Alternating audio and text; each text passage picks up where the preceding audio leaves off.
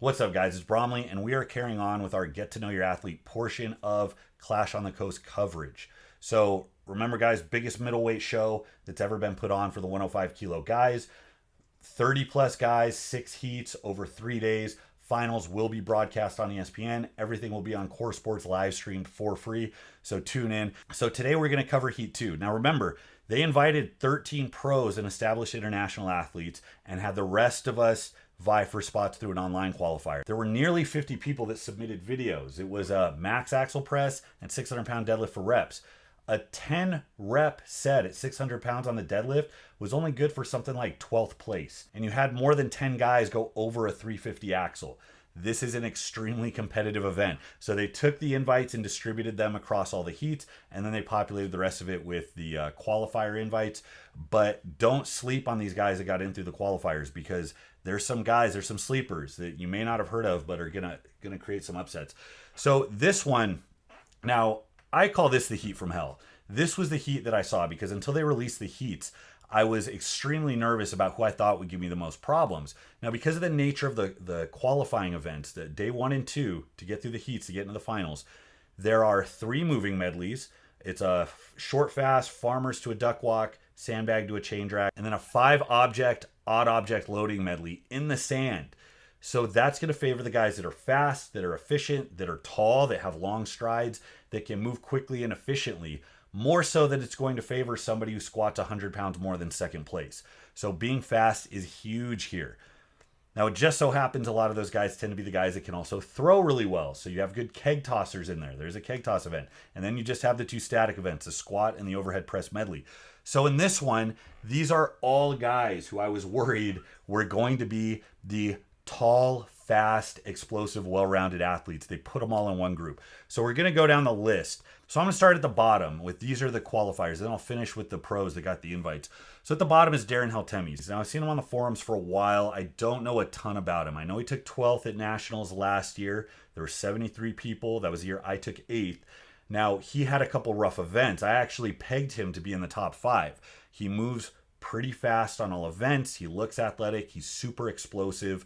Very good keg tosser. He's pretty good overhead, but he's a very, very good deadlifter. I believe in a suit, he's either in the high 7s or low 8s. He's a good deadlifter, but he's pretty well rounded. Now, I believe he won U.S. Nationals one year in the 242s. I don't know what year that was.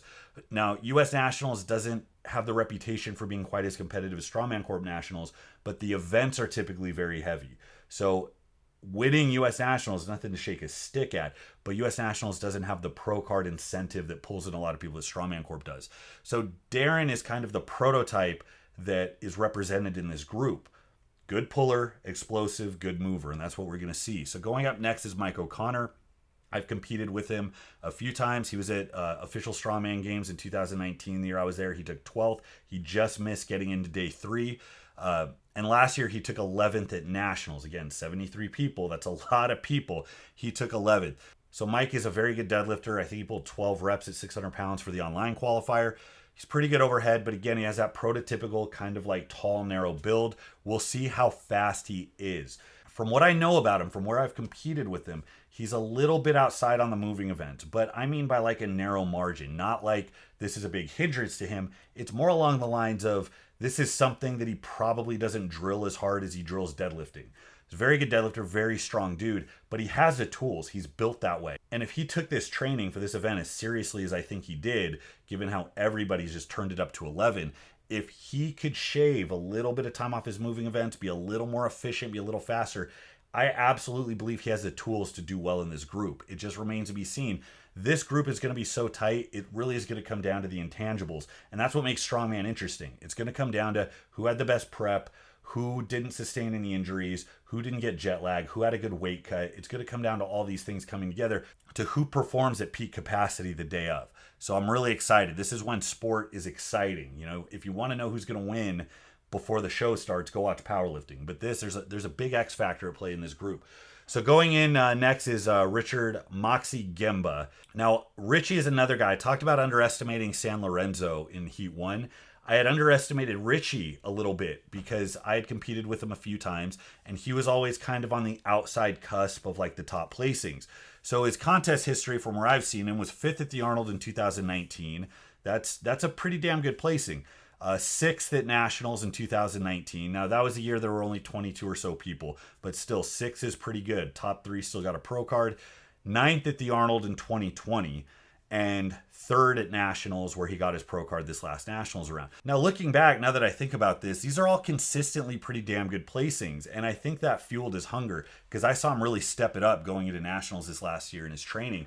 And you can see 5th, 6th, 9th at these dense, highly competitive competitions where he was always on the outside just by a little bit. It was always just a rep here on the overhead press. It was always just a second here on a moving event. And when you can bring those together, the result is you end up jumping 5 places, 10 places, and it's really huge. So he tied it together for Nationals. Now he's on this massive upswing. I'm excited to see if this is representative of how good he's gotten in that time, or if Nationals was just kind of a one-off. It was a good representation of events for him. I said something similar about San Lorenzo. He is a very good deadlifter. I believe he's over a 750 deadlift. His overhead looks like it's gotten better. He put up a 350 axle in the qualifiers. And he looks to be pretty fast with moving events. So I don't think there are any outright weaknesses here, but similarly, there aren't for any of the other guys in this heat. So I have a hard time committing to saying that he's going to be able to edge out these guys who are just as fast, but also have been competing at this level for quite a bit longer. That'll be really interesting to see. I wouldn't be surprised if he edged out a second place, but I already have first place in mind, and I'll tell you that in a second. Next up is James Deffinbaugh. He's been a pro for some time. I like James because James is one of the smarter guys when it comes to training. He's very creative. He pulled over an 1,100-pound deadlift at the 18-inch deadlift at America's Strongest Man a couple of years ago, and he used a technique. He just outsmarted everybody. He used a technique where he shoved his knees forward and rolled the bar over his legs, so it turned into like a hand thigh lift. Mechanically, it was just insanely stronger than anything else any of the other guys had done, and they were just trying to deadlift like it was a rack pull. I've seen him employ unique techniques multiple times to give him a little bit of an edge. He's always thinking. He's very good at manipulating the events to get an edge. He won America's Strongest Man 105K in 2017. He actually beat Anthony Furman at that. He took third at ASM in 2019, fifth in 2020. I don't think that means he's getting worse. I just think the 105s are starting to grow and flesh out. We're having a much more deeper competitive 105 kilogram talent pool. So that's why. James is a decent deadlifter. He's extremely good at keg toss. I peg him. It's going to be close between him and Sharp, but I peg him to win the keg toss. I believe he's a good squatter. He's not going to have really any trouble with the 600-pound squat for reps. He'll do okay in the overhead event. I'd be surprised if he placed below third on that. And then it's just a matter of those split seconds, again, on those 3 moving medleys. That's really where it's going to come down to.